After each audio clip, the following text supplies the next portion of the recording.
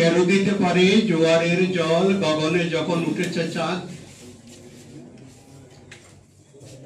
তো এই যৌবন জলতরঙ্গ বালির বাঁধকে তো ভাসিয়ে দিয়েছে।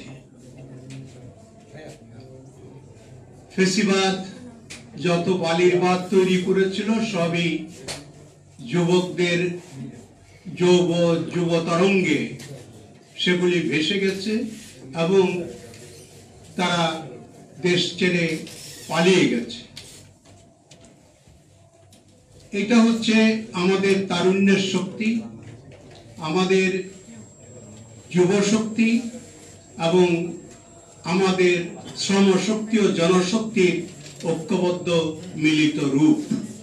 এর অর্থ হচ্ছে বাংলাদেশের জনগণ যখন ঐক্যবদ্ধ হয় তখন অবশ্যই পরিবর্তন ঘটে, অবশ্যই বিপ্লব, অভ্যুত্থান ইত্যাদির মাধ্যমে একটা আকাঙ্ক্ষিত পরিবর্তন আসে। আজকের যে আলোচনা, সে আলোচনায় হচ্ছে আমাদের প্রত্যাশা এবং প্রাপ্তি।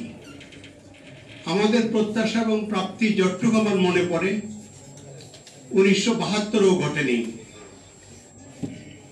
1971-এ কালুরঘাট বেতার কেন্দ্র থেকে 3টি মূলনীতির কথা ঘোষণা করা হয়েছিল: সাম্য, সামাজিক মর্যাদা এবং গণতন্ত্র।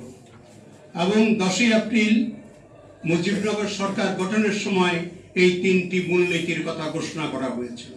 কিন্তু যখন সংবিধান তৈরি করা হয় তখন 4টি মূলনীতির কথা বলে তার নাম দেওয়া হয় মুজিববাদ।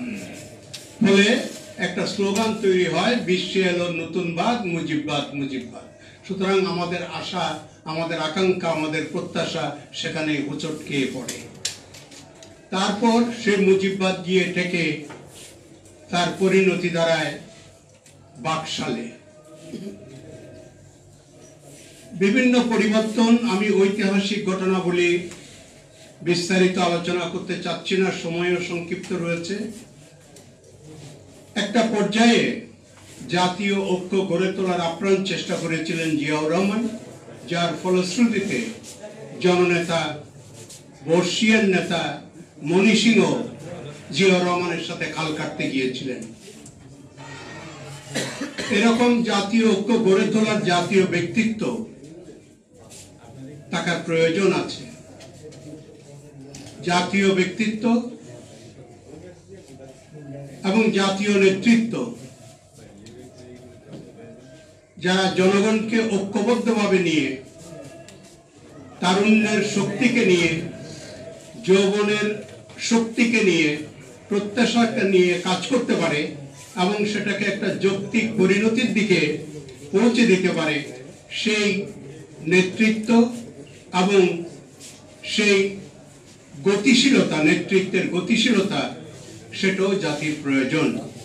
আমরা একটা পর্যায়ে এটা দেখেছি, ফেসিবাদের সময়কালে নেতৃত্বকে গড়ে উঠতে দেওয়া হয়নি এবং যাবতীয় নিজেদের দল ছাড়া অন্য সকলকে একসাথে পিষে ফেলার চেষ্টা করা হয়েছে।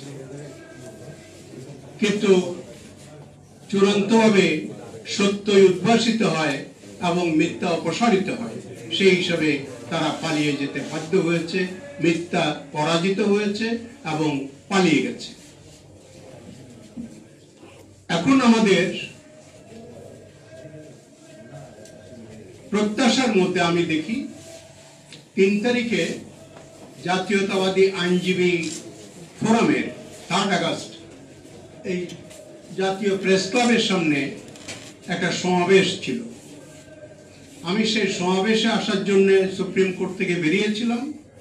বেরোনোর পরপরই আমি শুনতে পাই যে শাহবাগে যে সমস্ত ছাত্ররা জড়ো হয়েছেন সেখানে ঢাকা ক্লাবের দিক থেকে গুলি করা হচ্ছে।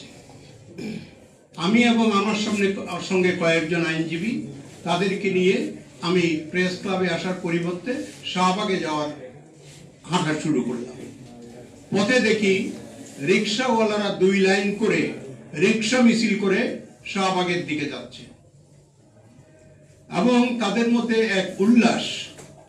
সেই উল্লাসটা যে একটা গুলিতে কিছুক্ষণ পরে বা সেইখানে সে মারা যেতে পারে সেটা সে ভুলে গিয়ে তার প্রাণের উচ্ছ্বাস সে প্রকাশ করছে, যেন সে মুক্ত হয়েছে, মুক্ত বাতাসের মধ্যে প্রথমবারের মতো সে নিঃশ্বাস নিচ্ছে। আমাদের যতটুকু এই পর্যন্ত তথ্যপত্র পাওয়া যাচ্ছে তাতে দেখা যাচ্ছে আমাদের শ্রমিক শ্রেণীর মানুষই বেশি আত্মাহুতি দিয়েছেন, জীবন উৎসর্গ করেছেন। এই যে শ্রমিক শ্রেণী, তাদের যে প্রত্যাশা, এই যে উচ্ছ্বাস নিয়ে গিয়েছিল, তার পিছনে একটা প্রত্যাশা ছিল।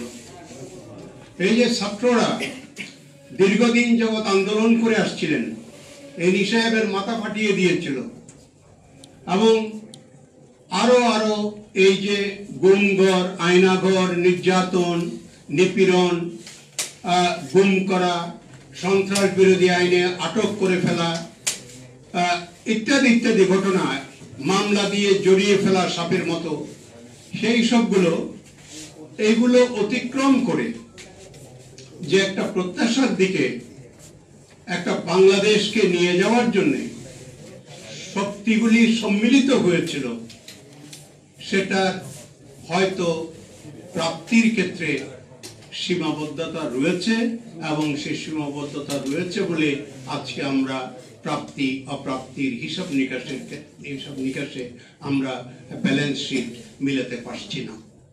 তবে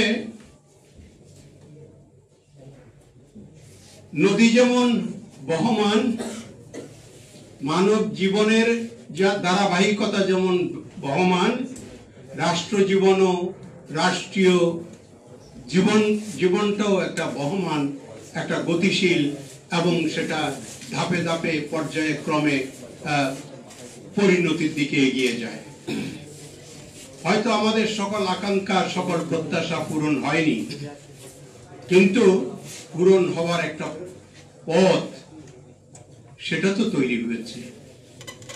সেই পথটা তৈরি করার জন্য বহু রক্ত, বহু আত্মাহুতি আমাদের দিতে হয়েছে। এখন আমাদের কাজ করার সময়। ওই যে বললাম, কবি নজরুল বলেছেন, বালির বাঁধ ভেঙে জলোচ্ছ্বাস হয়ে ওদেরকে ভাসিয়ে দিয়েছে। তারপর যে মাটি, সেই মাটিতে তো আমাদের ফসল উৎপাদন করতে হবে। আমরা কৃষি ভিত্তিক সমাজ ছিলাম সে আদিকাল থেকে, এবং এই জমিতে আমাদের নতুন করে রাজনীতির নীতিমালা এবং গতিপথ, নীতিমালা রূপণ করতে হবে, গতিপথ নির্ধারণ করতে হবে, অভিষ্ট নির্ধারণ করতে হবে, এবং লক্ষ্যে উপনীত হতে হবে। সেটি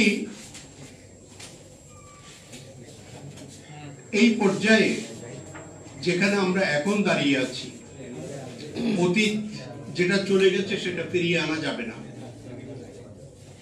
কিন্তু ভবিষ্যৎ যেটা আমাদের সামনে আছে সেটাকে বিনির্মাণে আমরা নিজেদের নিয়োজিত করতে পারি। সেটার একটা উপায় হলো 2008 যেন ফিরে না আসে, সেটার একটি উপায় হলো 1/11 যেন ফিরে না আসে, সেটার একটি উপায় হলো আমরা যেন সকল ষড়যন্ত্রকে রুখে দিতে পারি। সকল গুজব, সকল অপতৎপরতা, সীমান্তে বিভিন্ন রকমের তৎপরতা, উস্কানি, এই সবকে উপেক্ষা করে, প্রতিহত করে আমরা সামনের দিকে যেন এগিয়ে যেতে পারি, এবং আমরা নিজেদের মতো করে আমাদের যে একটা আকাঙ্ক্ষা রয়েছে, গণ আকাঙ্ক্ষা রয়েছে, একটি সুষ্ঠু, অবাধ, নিরপেক্ষ, সর্বজন গ্রাহ্য একটা নির্বাচন যদি আমরা অনুষ্ঠান করতে পারি, এবং একটি সরকার যদি আমরা নির্বাচিত করতে পারি, তাহলে আমাদের এই প্রত্যাশাগুলো এখানে স্থানান্তরিত হবে। এই স্থানে যেগুলি ছিল সেইগুলো তখন পার্লামেন্টে স্থানান্তরিত হবে।